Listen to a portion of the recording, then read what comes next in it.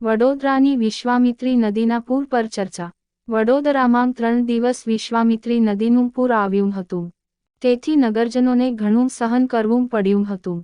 તે બાદ તજજ્ઞો અને ટેકનોલોજી ફેકલ્ટીના પૂર્વ વિદ્યાર્થીઓ દ્વારા વિશ્વામિત્રી નદીમાં વારંવાર આવતા પૂર પર ચર્ચાનું આયોજન કર્યું હતું. જેમાં એજ્યુકેશનાલિસ્ટ નિકિતેન કોન્ટ્રાક્ટર, પર્યાવરણવિદ રોહિત પ્રજાપતિ, નેતા સરવટે, પૂર્વ સિટી એન્જિનિયર બી. એસ. તળપદા, ડો. જીતેન્દ્ર ગવળી, અરણ મજમુદાર, હિતાર્થ પંડ્યા સહિતના ઉપસ્થિત રહ્યા હતા અને શહેરીજનોના પ્રશ્નોના જવાબો આપ્યા હતા.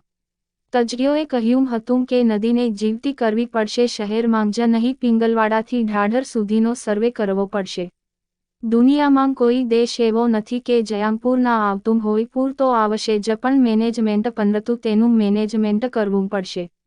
મનીષ જોશી, મૌ, નો અહેવાલ.